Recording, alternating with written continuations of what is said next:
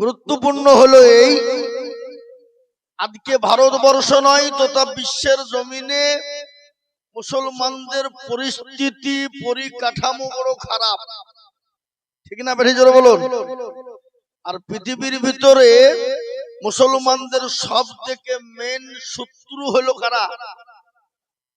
ইহুদি এবং নাসারা। ইহুদি এবং নাসারারা। হিন্দুরা মুসলমানদের দুশমন নয়।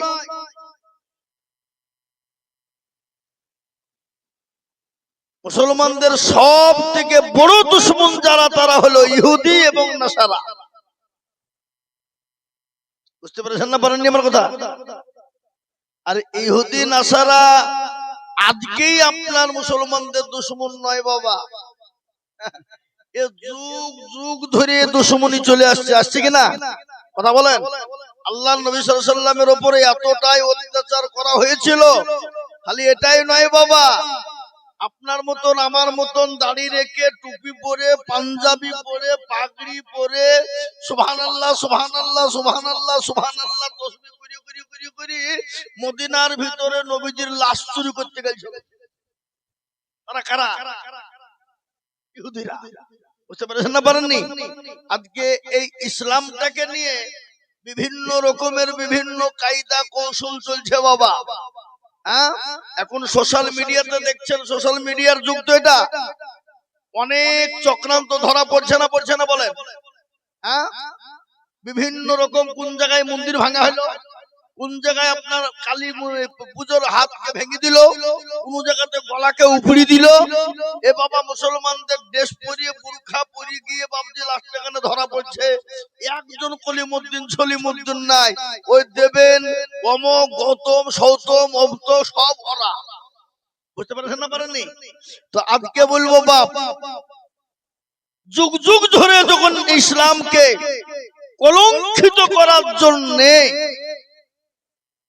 কলুষিত করার জন্যে, ইসলামকে মিটিয়ে দেওয়ার জন্যে, কোরআনকে মিটিয়ে দেওয়ার জন্যে গোটা পৃথিবী একদিকে হয়েও যখন পারেনি, আমি আপনাদেরকে এটা বলে দিয়ে যাই, ইনশাআল্লাহ সুম্মা ইনশাআল্লাহ এ যুগের বেঈমান হাজার চেষ্টা করলেও পারবে।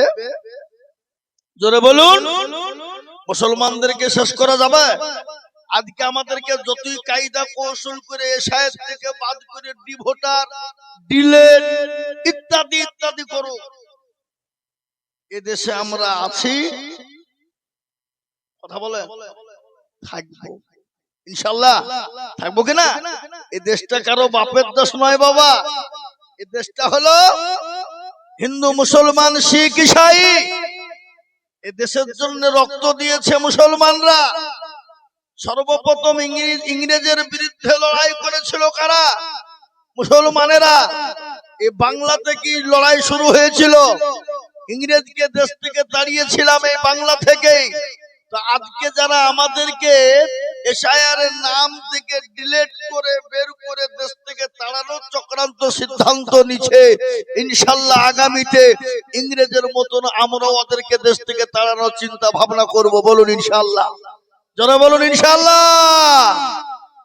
আজকে বলি বাপ, ওরা বলতে পারছে না, ওই ভোট কমিশনার কি নাম গণেশ, ও বলতে পারছে না যে মুসলমানের ভোট নাই, সব বাদ যা। এটা বলার সাহস হচ্ছে না বাবা। ও ছলে বলে কায়দা কৌশল করে বাদ দেওয়ার একটা চিন্তা ভাবনা, কি গো ঠিক না বেটি? প্রথমে কি বলেছিল যে 2002 সালের লিস্টে নাম থাকলে বাপের ছেলেদের কোনো ডকুমেন্টস লাগবে না, বলেছ না বলেনি? বলেছিল। তারপরে এশায়ের করতে গিয়ে দেখা গেল কেচে খুঁড়তে গিয়ে কেউ কেউ বেরিয়ে গেল। কি রে একই হইলো? যারা বলছিল রোহিঙ্গা ঢুকে পড়েছে বাংলাদেশি 1.5 কোটি, রোহিঙ্গা 1.5 কোটি, কিন্তু বাবজি এশায়ের করতে গিয়ে দেখছি মুসলমানরা 2 ভাগ আর ওরা হলো 98 ভাগ। কিন্তু ওরা বললে তো বিপদ হয়ে গেল। আবার এটাকে ঘুরিয়ে একবারে বাবজি কথায় বলে, আমরা একটা পদ্য বলি বাবা, যাকে বলে চাল ভাজা তাকেই বলে মুড়ি, আর যার মাথায় চুল পাখা তাকেই বলে বুড়ি। বুঝতে পারলেন না? পারলেন না? হ্যাঁ, তো ওরা আমাদেরকে ভাবছে কায়দা কৌশল করে কি হয়ে গেলটা, এসব থেকে বাদ দিতে শুরু করে দিল। একের পর এক, একের পর এক, একবারে হিয়ারিং করো, অমক করো, তমক করো, হয়রানি করে শেষ। কিন্তু একটা কথা শোনেন, মুসলমানদের ডকুমেন্টসের অভাব আছে। কি ডকুমেন্টস নেবে তারা? ওরা যদি বলে আমরা কাগজের ডকুমেন্টস নিব না, প্রয়োজন নাই, দরকার নাই, তোদের বাপ দাদা, তার দাদা, তার দাদা, পদ্দাদার ডকুমেন্টসটা দে।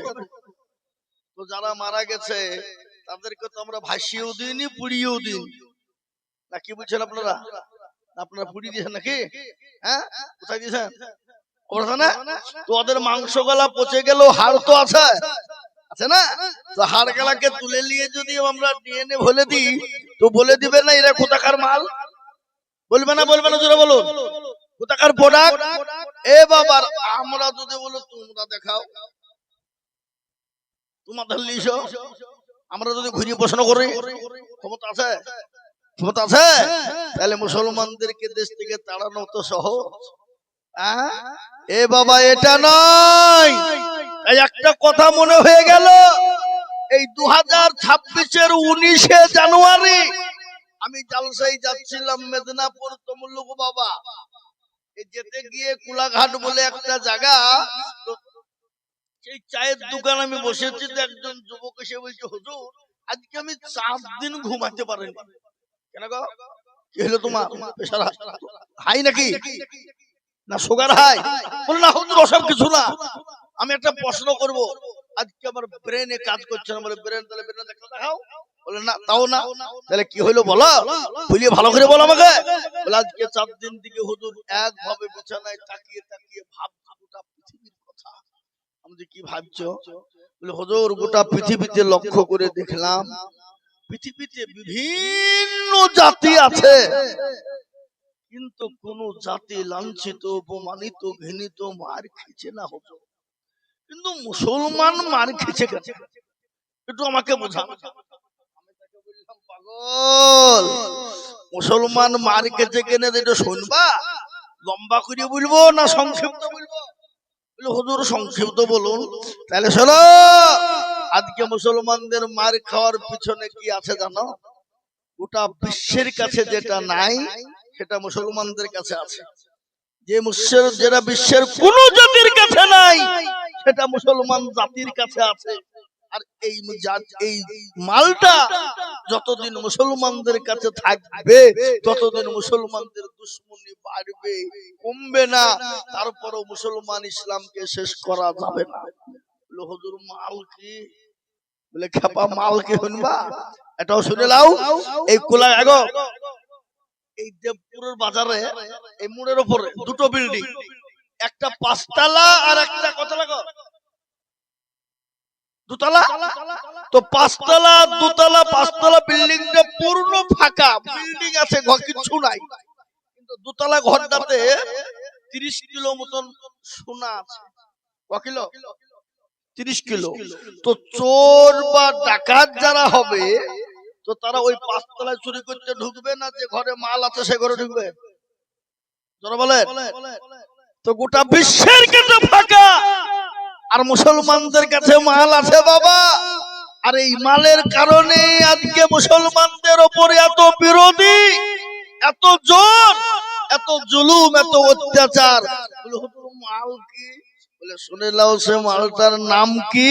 সে জিনিসটা গোটা পৃথিবীকে যদি একদিকে করা হয়, তারপরও এই জিনিসটার মূল্য দেওয়া যাবে না, এর দাম দেওয়া যাবে না। বলে হুজুর সে জিনিসটা কি? বলে সে জিনিসটার নাম হলো আল কোরআন, সে জিনিসটার নাম হলো কোরআনুল হাকিম, সে জিনিসটার নাম হলো কোরআনুল মাজিদ, সে জিনিসটার নাম হলো কোরআনুল জিকির, সে জিনিসটার নাম হলো কোরআনুস শিফা। হুজুর আমি বুঝতে পেরেছি, আর বলতে হবে না, আমার বোঝা সারা। আমি আপনাদেরকে বলি বাপ, এই কোরআন কে লিখেছে? কার মানে এটা? জোরে বলুন, কার মানে? এটা দুনিয়ার কোন কলিমুদ্দিন সলিমুদ্দিনের মানে এটা?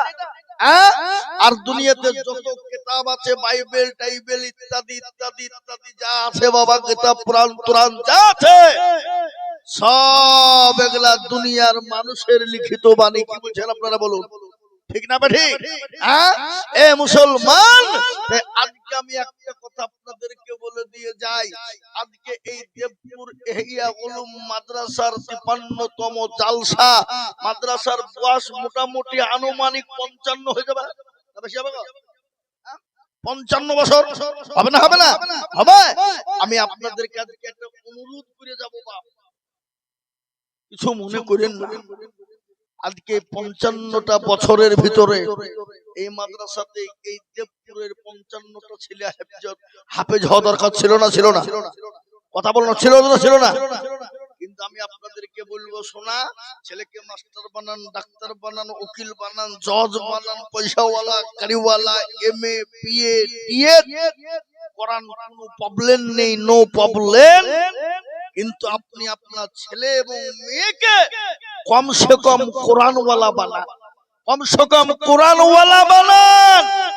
আপনাকে মৌলবি করতে বলিনি, হাফেজ করতে বলিনি, আপনি কমসে কম আপনার ছেলে মেয়েদেরকে কোরআনওয়ালা যদি বানাতে পারেন, আল্লাহু আকবার, গোটা বিশ্বের মাটিতে বেঈমানরা মুসলমানদের পায়ের তলায় লুটুপুটু খেলবে। গোটা বিশ্ব একদিন মুসলমানদের কাছে মাথা নত করতে বাধ্য হবে, সেটা এই কোরআনের বদলে। এ কোরআন এমন একটা কিতাব, এ কোরআনটা কি খালি নামাজ পড়ার জন্য আছে? কথা বলেন। এ কোরআনটাকে খালি কোরআন এই রোজা করার লাগি বলেছে? এই কোরআনটাকে খালি বলেছে তোমরা ভালো কাজ করে নি বলেছে? না, পৃথিবীর এ টু জেড, প্রথম থেকে শেষ পর্যন্ত পৃথিবীর যা কিছু সব আছে এই কোরআনের ভিতরে আল্লাহ লিখে দিয়েছেন, বর্ণনা করে দিয়েছেন।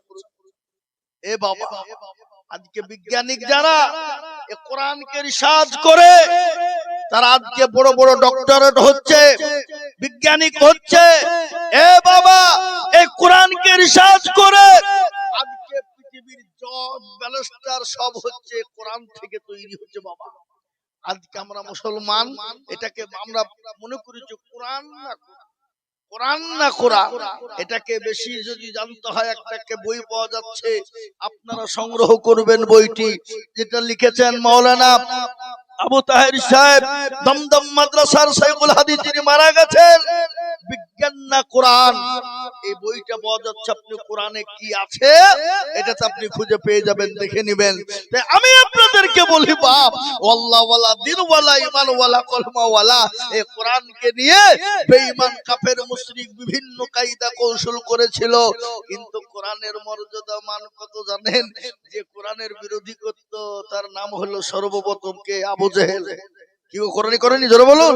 কিন্তু এই কোরআন আবু জেহেল রাত্রি বেলায় গোপনে গোপনে গোপনে শুনতো। বাপ, খালি আবু জেহেল নয়, আবু লাহাব, উতবা, সাইবা, মুগীরা, তারাও পর্যন্ত কোরআন শুনতো। কেন? ওরা আপনার আরবি ভাষা জানে তো, এবং ওদের বোঝার ক্ষমতা আছে, বুঝতে পারতো তো। মুহাম্মদ সাল্লাল্লাহু আলাইহি ওয়াসাল্লামের উপরে এই কোরআন অবতীর্ণ হয়েছিল, এটা তারা জানে। জানার পরও এটাকে বাড়িতে না দেওয়ার কারণে তারা দুশমনি করেছিল। কিন্তু আল্লাহর কুদরত শুনলেন, এই বেঈমানরা কোরআন শুনতো রাত্রিতে। এটা আপনাদের জানা না জানার কিছুই নয়। তারপরেও এরা দুশমনি করে রাসূলুল্লাহ সাল্লাল্লাহু আলাইহি ওয়াসাল্লামকে বললেন, মুহাম্মদ সাল্লাল্লাহু আলাইহি ওয়াসাল্লাম, তোমার কোরআন এবং তোমাকে পর্যন্ত, তোমার ইসলাম পর্যন্ত মিটিয়ে দেব। আল্লাহ রাসূল দয়ার নবী, মায়ার নবী, রহমতের নবী, আল্লাহর কাছে হাত দুখান উঁচু করে দিয়ে বললেন, পরওয়ারদিগারে আলম, ও আল্লাহ, তুমি যদি চাও তোমার দিন বেঁচে থাকবে, কোরআন বেঁচে থাকবে, ইসলাম বেঁচে থাকবে। ও আল্লাহ, তুমি তোমার দিন কাজকে টিকিয়ে রাখার জন্য, ইসলামকে টিকিয়ে রাখার জন্য যেটা করার প্রয়োজন তুমি আল্লাহ সেটা দেখিয়ে দাও। আল্লাহ বলেন, রাসূল গো, আপনি কোন রকম চিন্তা করবেন না, কোন টেনশন করবেন না। আজকে যারা ইসলামকে মিটিয়ে দিতে চায়, যারা কোরআনকে মিটিয়ে দিতে চায়, যারা আপনাকে মিটিয়ে দিতে চায়, আমি আল্লাহ তাদেরকে দুনিয়ার জমিন থেকে মিটিয়ে দেব। আজ আমি আপনাদেরকে বলে যাই, বাবা, এই কোরআনের বিরোধী যারা করেছে, ইসলামের বিরোধী যারা করেছে, আল্লাহ তাদেরকে দুনিয়ার জমিন থেকে মিটিয়ে দিয়েছে। তাদের কোনো নাম নাই, নিশানা না, তাদের কোনো মূল্য নাই, মূল্যহীন বাবা। কিন্তু এই কোরআন ছিল, আছে, আগামীতেও থাকবে। চিলিয়ে বলুন ইনশাআল্লাহ, জোরে বলুন ইনশাআল্লাহ। এই কোরআনের জন্য সাহাবায়ে-কেরামরা মার খেয়েছেন, রাসূলুল্লাহ মার খেলেন। খালি মার নয় বাবা, নিজের বিবি পর্যন্ত বিয়ে করে দিলেন, এতিম করে দিলেন সন্তানকে। এমনকি নিজের জন্মভূমি ত্যাগ করে মক্কা ছেড়ে মদিনার পথে চলে গেলেন বাবা। আল্লাহর নবী যখন এই কোরআন যখন মক্কার জমিনে তেলাওয়াত করতে শুরু করে দিল, একের পর এক আপনার ইহুদি, নাসারা, খ্রিস্টান, জৈন, বৌদ্ধ যত জাতি ছিল, এই কোরআনের আওতায় আসতে যখন শুরু হয়ে গেল, নবীর উপর দুশমনী আরো তত বেড়ে গেল বাবা। আল্লাহর নবীর উপর অত্যাচার শুরু হয়ে গেল, নবীকে ইস্তিগফার পর্যন্ত চালানো হলো বাবা। এমনকি নবী তাইফের ময়দানে রক্ত দিল, রাসূলুল্লাহর রক্ত শরীর দিয়ে বয়ে গেল। আল্লাহ বলে, নবী গো,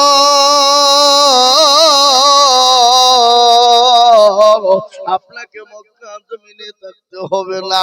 ওগো রাসূলুল্লাহ, আপনি এই মুহূর্তে মক্কা ছেড়ে মদিনার পথে চলে যান। বিশ্ব নবী মক্কা ছেড়ে মদিনার পথে চলে যায়। বদল আছে না? আজ নবী গো আমার বানায়া বাজার, হিজরত করে চলেন মদিনায়। আজ নবী গো আমার গড়ায়া বাজার, শুয়ে আছে সোনার মদিনা। আব্দুল্লাহর পৃষ্ঠ হতে মায়া মিনার শেখে মেদে, জন্ম নিলেন নবী মক্কাতে। আজ নবী গো আমার গড়ায়া বাজার, শুয়ে আছে সোনার মদিনায়। আজ নবী গো আমার বানায়া বাজার, শুয়ে আছে সোনার মদিনায়। নবী বলে, হযরত আলী আছে বিছানা খালি। নবী বলে, হযরত আলী আছে বিছানা খালি, আমার বিছানায় শুয়ে যাও। আজ নবী গো আমার গড়ায়া বাজার, শুয়ে আছে সোনার মদিনায়। আজ নবী গো আমার বানায়া বাজার, হিজরত করে চলেন মদিনায়। এ নবীর নামে দরুদ পড়িলে, এ নবীর নামে দরুদ পড়িলে, আমি নিভে যায়। আজ নবী গো আমার গড়ায়া বাজার, শুয়ে আছে সোনার মদিনায়। আজ নবী গো আমার বানায়া বাজার, শুয়ে আছে সোনার মদিনায়। এ মুসলমান দরদি, বিশ্ব নবী মক্কা ছেড়ে মদিনার পথে যখন চলে যাবে, কাফের বেঈমানেরা আমার নবীকে যেতে দেবে না, ঘিরে নিয়ে দাঁড়িয়ে আছে। রাসূলুল্লাহ আল্লাহর কাছে সিজদায় পড়ে গিয়ে বলেন, আল্লাহ ও মাবুদ, তুমি বললে মক্কা ছেড়ে মদিনার পথে যেতে হবে, কিন্তু কাফের বেঈমানরা তোমাকে ঘেরাও করে নিয়েছে গো আল্লাহ, আমি কি করে মক্কা ছেড়ে মদিনায় যাব আল্লাহ? আল্লাহ বলেন, নবী আপনি কোনো টেনশন করবেন না, আমি আপনাকে বলে দিই, আপনি এক মুঠো বালি তুলুন, বালি বুঝেন না, বালি তুলে তাশহাদ পড়ে কাফেরদের মাথাতে ছিটিয়ে দিবেন, আর তাদের চোখ দুটো বন্ধ হয়ে যায়, আর তাদের হাতের পাঁজর দিয়ে আপনি চলে যাবেন গো নবী। কিন্তু রাসূল, আপনি বালিটা নিক্ষেপ করে দিবেন, আর আমি আল্লাহ কাফেরদের চোখ দুটো বন্ধ করে দেব। আল্লাহ কোরআনে বলে, আল্লাহ নিজেই বললেন, ওয়ামা রামাইতা ইয রামাইতা ওয়ালাকিন্নাল্লাহ রামা। নবী গো আপনি বালিটা নিক্ষেপ করার মালিক আপনি, আর আমি আল্লাহ কাফেরদের চোখ দুটো বন্ধ করে দেওয়ার মালিক আমি। ওগো নবী আপনি কোনো টেনশন করবেন না, আপনি চলে যান। পেয়ারা নবী, দয়া নবী, মায়ার নবী এক মুঠো বালি তুলে কাফেরদের মাথায় ছিটিয়ে দিল। চোখগুলো যখন বন্ধ হয়ে গেল, আল্লাহর নবী আবু বকরের কাছে গিয়ে বললেন, আবু বকর, আবু বকর। সঙ্গে সঙ্গে আবু বকর লাব্বাইক ওয়া সাদাইক ইয়া রাসূলুল্লাহ। কি নবীর ভালোবাসা, নবীর প্রেমিক কাকে বলে, নবীর মোহব্বত কাকে বলে। আজকে আমাদের সমাজে শুনলেন, আমি গোটা পশ্চিম বাংলায় ঘুরছি, এই যে ভোটের দামামা বেজেছে, চলছে না ভাই? কথা বলেন, কথা বলেন।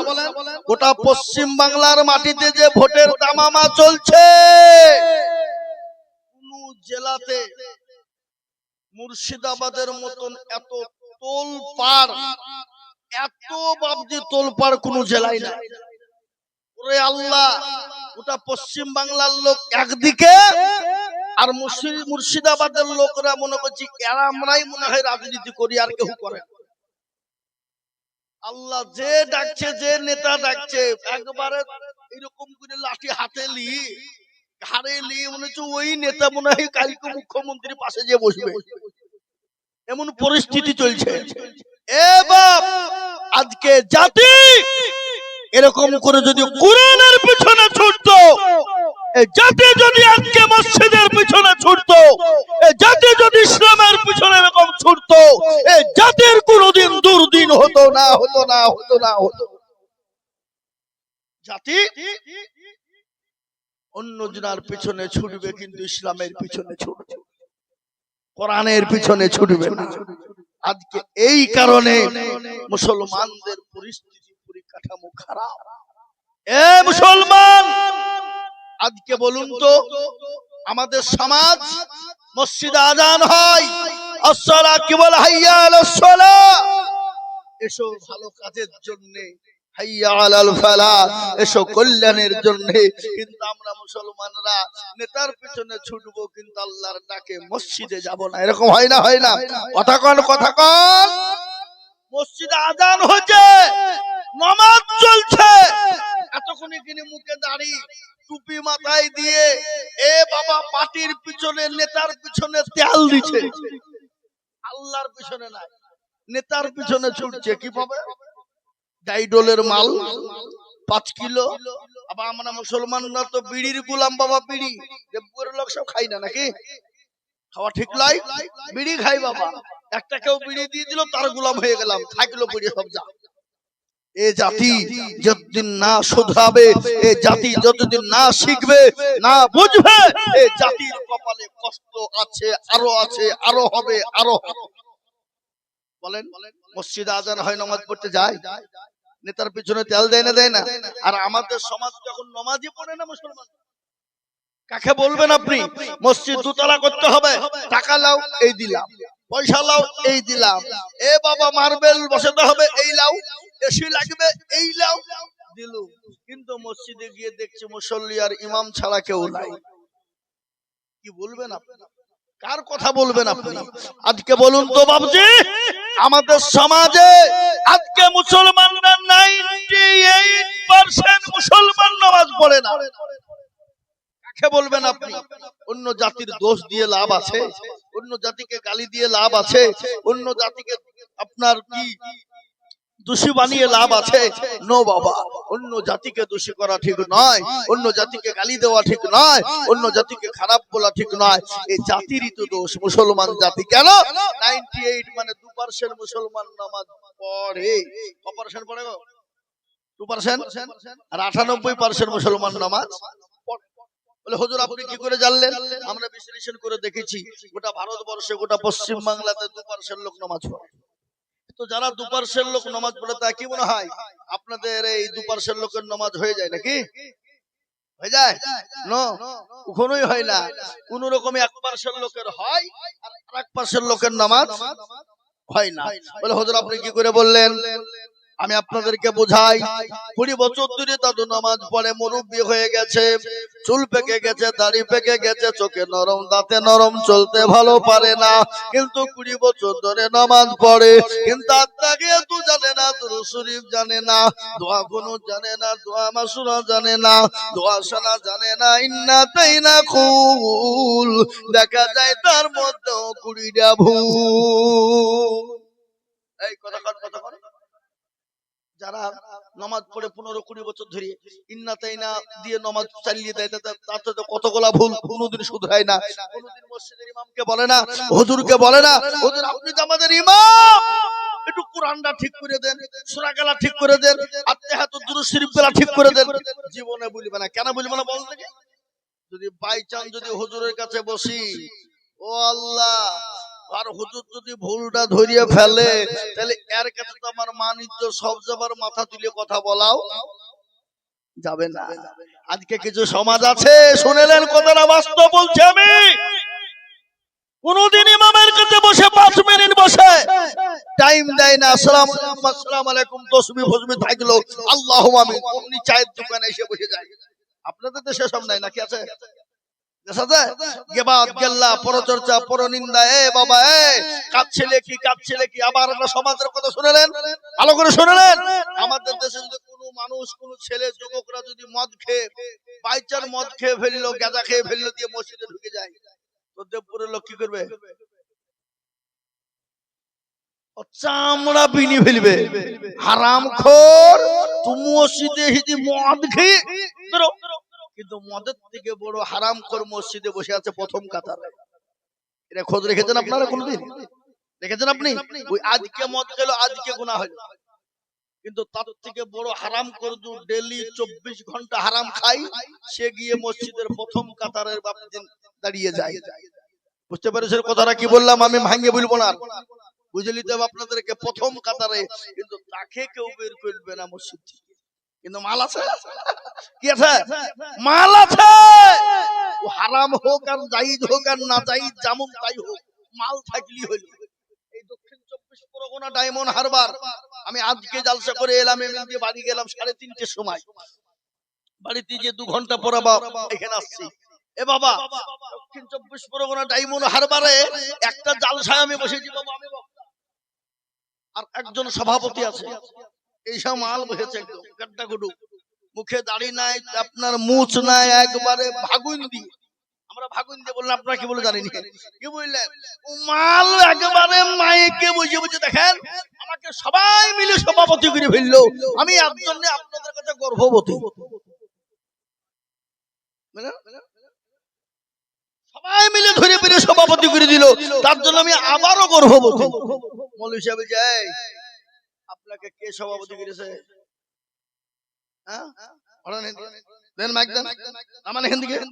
আমরা জানি মা বোনেরা বিয়ে হইলে বছরে একবার গর্ভবতী, আর আপনি 2 মিনিটের মধ্যে 2বার গর্ভবতী হইলেন কি?